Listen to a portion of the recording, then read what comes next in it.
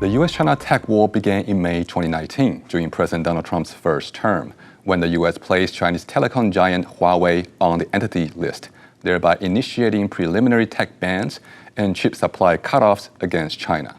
Over time, the scope of these controls gradually expanded, from targeting specific companies in the early stages to imposing more comprehensive blockade on advanced semiconductors and equipment later on.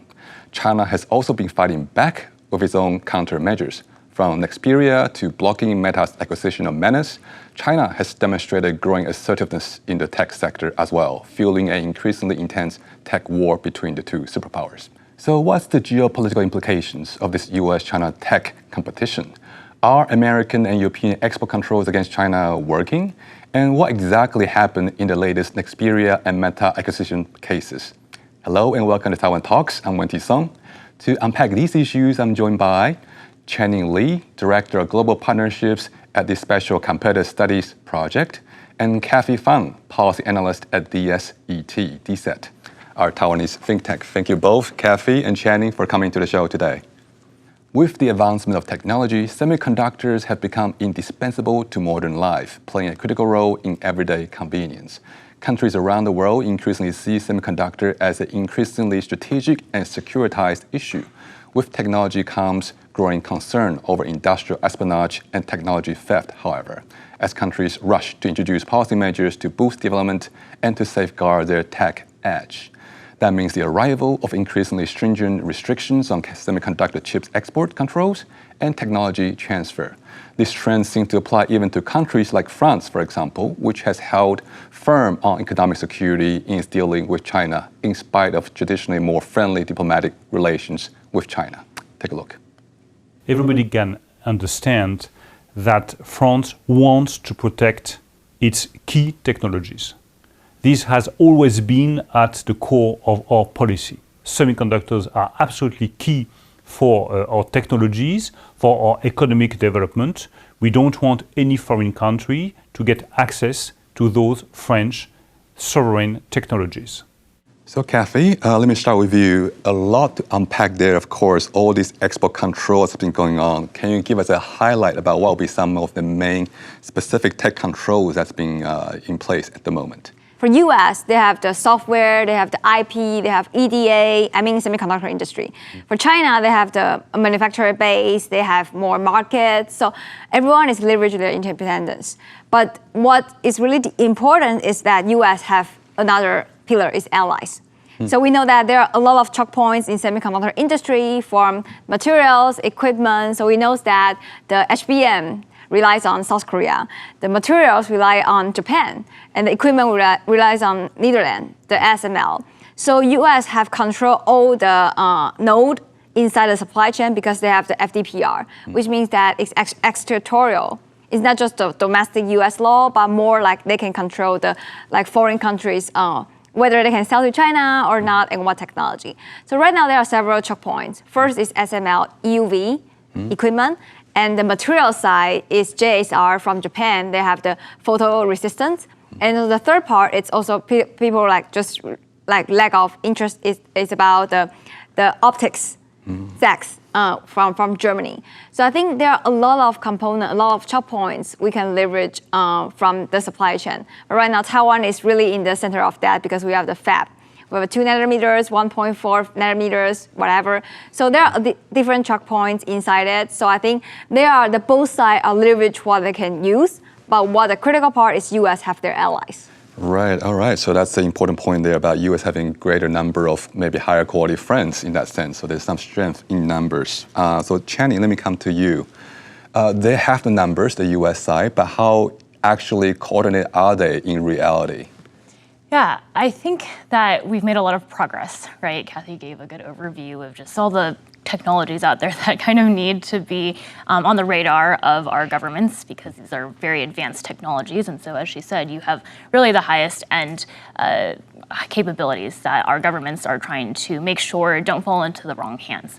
right? And so when it comes to coordination between the United States, between Japan, the Netherlands, and other partners, there's actually been a lot of progress, right? Even back in 2023, there was basically this informal agreement between our three countries, the US, Japan, and the Netherlands, to really restrict, for example, the export of these highest grade EUV extreme ultraviolet lithography machines that only ASML makes, right? There was this commitment among the three countries that we would not allow these machines to get into China, right? And so this was back in 2023. Right now, the United States is spearheading this new initiative called Pax Silica, and it is, spearheaded by the U.S. State Department with an intention. It's to bring together the like-minded allies, those of us, it started with 10 countries, right? The U.S. and close partners in Europe, actually, the Europeans actually recently joined last month. But the idea is to secure our supply chains when it comes to semiconductors, working with our close partners. And ultimately, we'll see where that ends. But it's a positive development because I think countries all around the world, from Japan, the Netherlands, and the US, but others around the world are recognizing how important it is that we secure our semiconductor supply chains. All right. I want to add 2 points. Yes, One please. is Chinese have said about the Pax Silica, just have held last week for the 2.0. And I think it's not just about prevent, but promote. Like semiconductor is more like not just deny China for getting that technology, but what is our other options? We want to avoid being the single point of failure, so we need to build up that kind of resilience element inside it. So I think Pax Silica is going to have that multilateral framework. Even we say that U.S. more like bilateral right now, but there are another approach for multilateral resilience part. And also there is a gap between the government and business. So the government say that strategically we are quite agree about this export control. So Netherlands and also Japan, their government side is really aligned with U.S. But the commercial side, they still have a lot of revenue inside, especially South Korea. Their revenue still come from Chinese market. So how we can have the remedy beside that gap? How business sector can talk with government, and because that revenue can support further R&D. So, all right, let me come back to Channing again on this, which is coordination to what end? With all these, tech control regimes in place, what would you see would be the primary objective if you have to pick one or two highlights that's behind all this? What's a long-term goal they have in mind?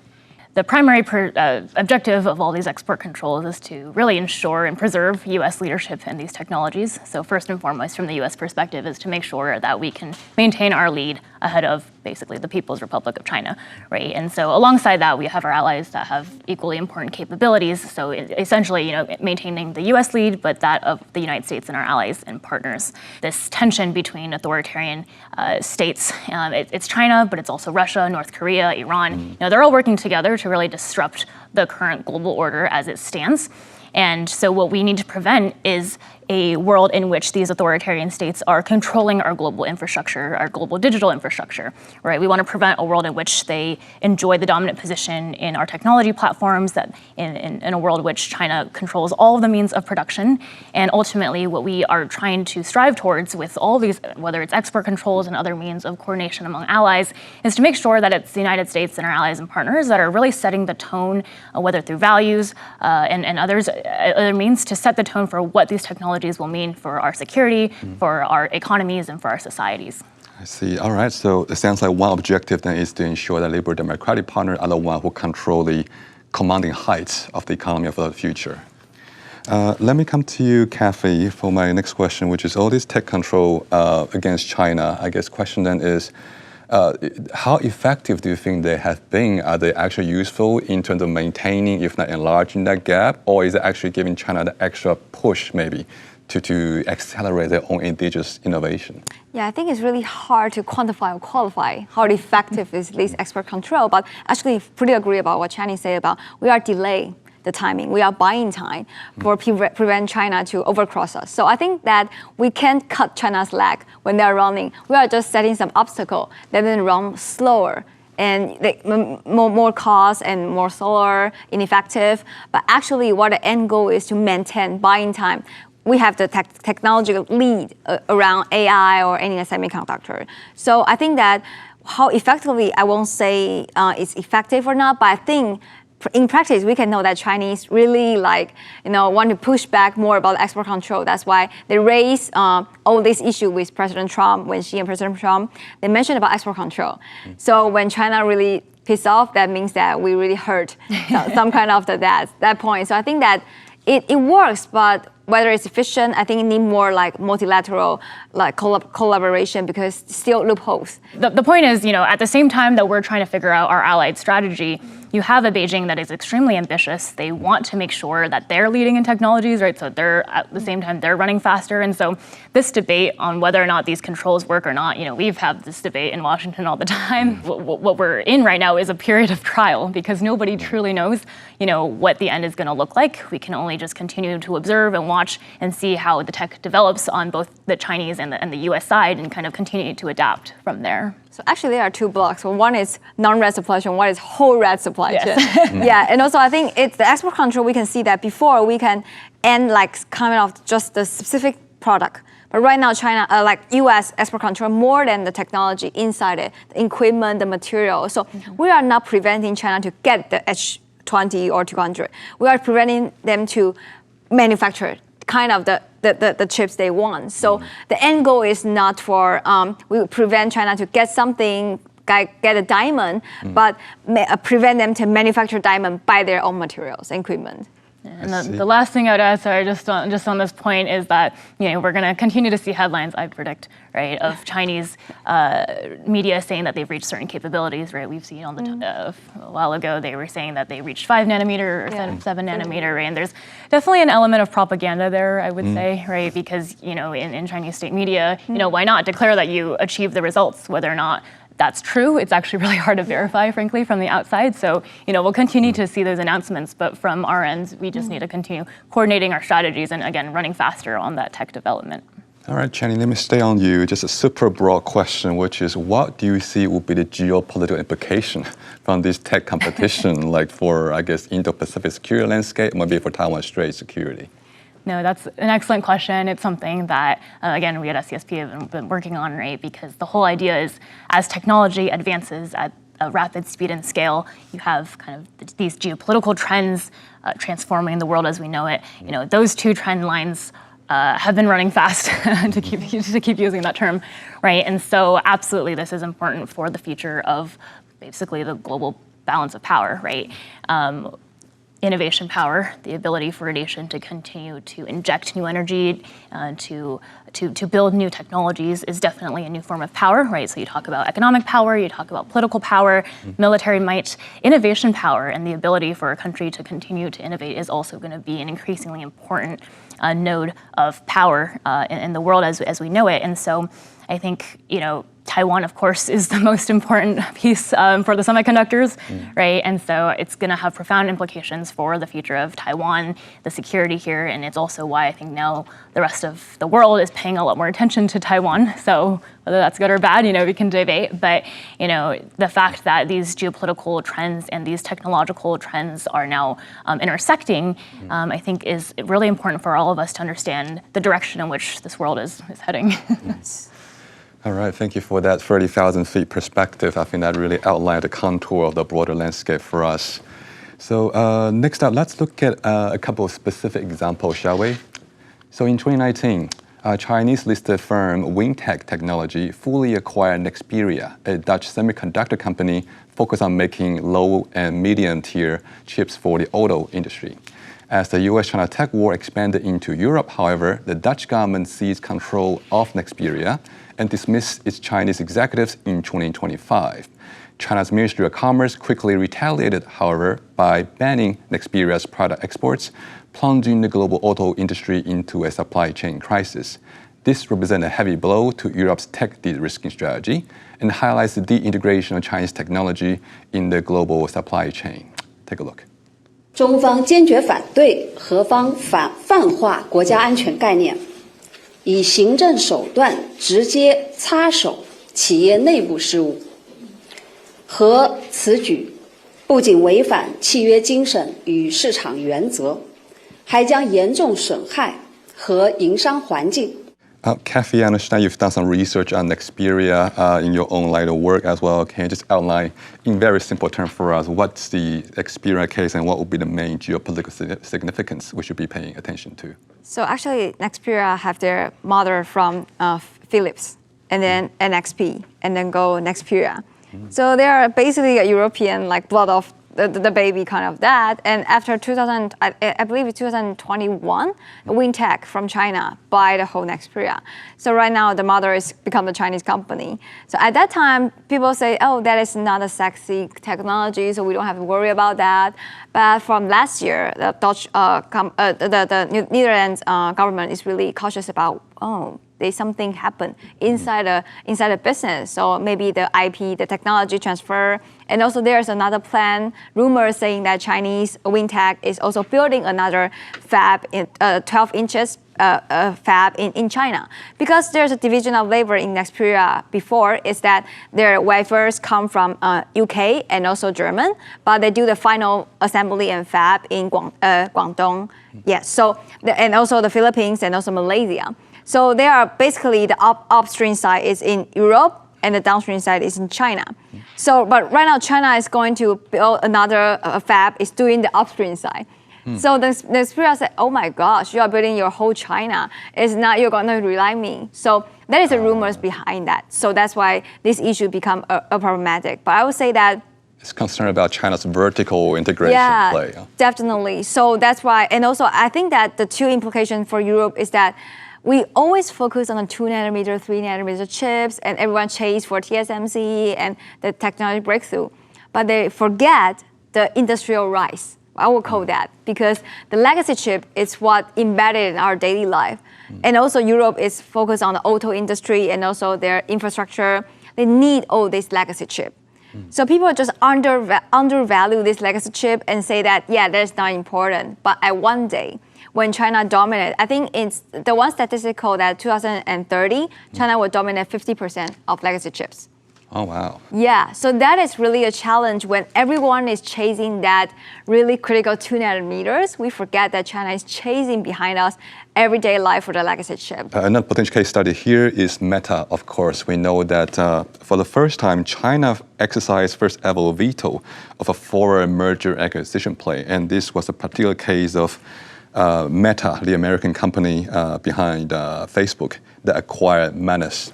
Can you tell us a little bit more about this, Jenny? You have an American company, obviously a very popular one, right? Meta is in charge of Facebook, Instagram, WhatsApp, all the big AI apps, or a lot of the communication apps. And so the fact that an American company was going to buy a Chinese startup was actually a really big deal, right? Usually it's the other way around. You have Chinese companies wanting to acquire American companies, and then we say, wait a minute, do we really want that? And so the US government actually has a way to screen some of these transactions. That's the CFIUS mechanism. Yes, exactly. We haven't necessarily seen that yet from the Chinese side until this April, right? So basically just looking down the timeline, at some point, Beijing realized, wait a minute, is this what we want? Do we want to let an American company buy our tech startup? And mind you, Manus actually moved to Singapore, right? They relocated their headquarters. My guess is they realized there was a more favorable innovation ecosystem in Singapore, someplace that can be more free for them to innovate. From Beijing's point of view, because they started in China, they're always going to be a Chinese company, right? So that's a tension. And so there are companies, though, like Manus, who decided to move outside of China in order to pursue the global market. So they were building Manus not actually really for the Chinese, domestic consumption. It was really just to be a global company. They were pretty successful, ended up becoming acquired by Meta. I mean, hey, that's like the dream for any startup, right? To be acquired by a giant company. Yeah, $2 billion. Exactly, nice. That's a big deal. And so the two companies already started integrating, and then, anyways, Beijing realized, wait a minute, we don't know if we want this, right? That's what Beijing was thinking. They actually placed exit bans on the founders of Manus, and so the founders of Manus couldn't leave China after they entered the country. And so there was a series of reviews, and then finally in April, Beijing's ultimate decision was that this deal cannot move forward. But I would say the most important takeaway for this is that this is sending a huge signal. Beijing is sending a huge signal to Chinese startups, saying, hey, if you're a Chinese innovator, entrepreneur, you belong to us. Your tech belongs to us. It's part of the Chinese ecosystem. Beijing is trying to signal to other tech startups, maybe you shouldn't be going abroad and trying to participate in this kind of global AI innovative ecosystem, but rather stay at home to build domestic capabilities. And so I would imagine a lot of innovators, young innovators who have this big dream to go global, I think they're probably rethinking their decision now because they're seeing what's happening to Manus and realizing maybe that's not actually the goal that they are able to. Sounds like almost like a signal to dissuade Chinese innovators and say doesn't matter what label you put on yourself, doesn't matter your registration status, you're still Chinese for their purpose. And that way they can perhaps slow down or reverse brain drain or capital drain and what have you outwards. I think it's not just only for inbound, but right now it's for outbound. Like outbound investment is really critical in China. It's like thinking about like, wow, AI is really a national asset. So everything you come from us, you can go out. So I think that kind of the mindset changing is what we really need to focus on. The talents, the technology, every outflow, China will keep eye on everything. Because AI is the competition, but also the assets for every country. All right, thank you both for that. Let's look at a story much more closer to home in Taiwan. So Taiwan produces about 60% of the world's chips and over 90% of the advanced manufacturing processes for top-tier AI and smartphones. Amid the US-China tech war and cross-strait political tension, Taiwan is actively developing its own semiconductor industry, of course, to consolidate its so-called silicon shield. Watch. 当世界越需要AI，就越需要一个稳定、可信赖并有能力承担责任的台湾。尤其产业的繁荣发展，必须建立在和平的基础上。政府会坚定维护台海和平稳定，致力维持现状。这是我们不变的国家政策，也是台湾对全球科技供应链最负责任的承诺。Channing, The Economist recently wrote a pretty positive story for Taiwan when it calls Taiwan's semiconductor ecosystem as the AI version of the Strait of Hormuz, presumably as a way to highlight Taiwan's special status in indispensability in the global supply chain. Can you share with us what's your response to that kind of narrative? The semiconductor industry in Taiwan is irreplaceable. It is vital for global supply chains, for our global economies, for all of our technologies, from our phones to our cars, right?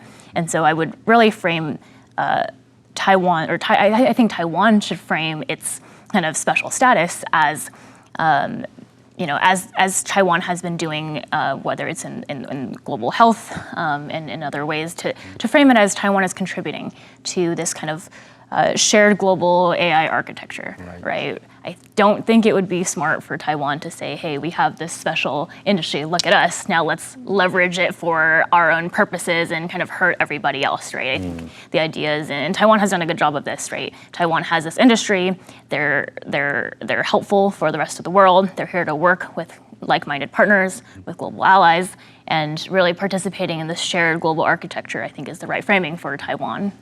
All right, thanks for that note. So yes, indeed, warmer, fuzzy sun is infinitely more attractive than north wind when it comes to winning friends and influencing people.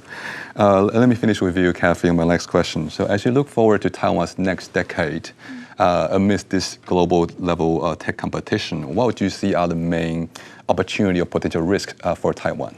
I think opportunity, just Channing mentioned the importance of Taiwan. And I think everyone just undervalue about Taiwan's ecosystem. I would call that Taiwan, you go to Zhuke, Zhongke, Nanke, they become a mega factories there.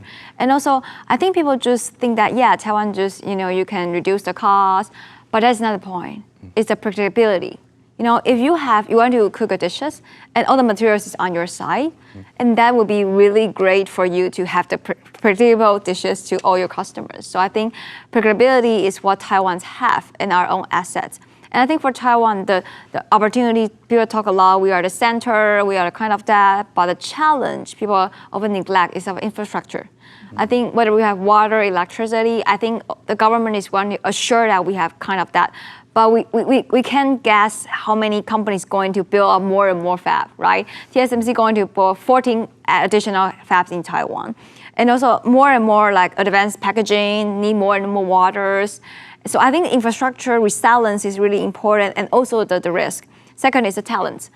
I think it's really important for talents to involve in all the industry in Taiwan, not just semiconductor. But semiconductor need people. Even in the AI generation, they can write the software, they can write all the algorithm, but human was still in the loop for all the AI development.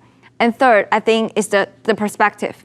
Like Trump's want Taiwan TSMC or Taiwan's semiconductor companies to build factories in US.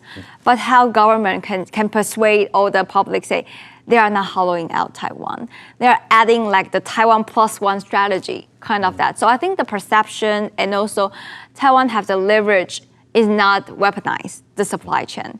So because Taiwan's branding is we are trust and reliable, so we can't just weaponize that kind of supply chain. We are leveraging that strategic value. But how we can smartly and strategically cooperate with allies and also all the international supply chain, I think that is critical. So both sides of the coin, supply, the opportunity and also the risk. I just add one more quick thing to that. Sure. I think in terms of that narrative about hollowing out, I've seen the narrative, and I just wanted to add that there is almost, I don't want to say infinite, but there is like a near infinite demand right now for chips, right, for AI. You can see how quickly AI companies are raising money, capital. You can see Booking the order. Exactly, and so it's not like there's a zero-sum demand for chips, right? It's not like if we build chips in America or we make chips in America, then nobody else can make chips, right? No, in fact, actually, the world needs more chips. So whether they make it in the United States, whether they make more chips in Japan, whether they make more chips in Germany, that's a net positive for all of our societies. And honestly, Taiwan's going to benefit a lot because a lot of those profits are going to end up coming back to Taiwan. Taiwan's going to continue to be able to invest that into research and development. So all of that is to say, I mean, I'm quite excited at the opportunity that this brings for Taiwan, the United States, and our allies to work together on kind of, again, like I mentioned a while ago, right, crafting that shared vision for the future. Yes. All right, Taiwan benefits from the expanding pie. Yes, exactly. All right, fascinating discussion. Thank you, ladies. That's about all the time we have today, but I'd like to thank you both, Channing, Kathy, for coming and sharing your insight today. All right, that's our show. Thank you for tuning in. Please come find us on YouTube. And until next time, it's good night from us from Taiwan.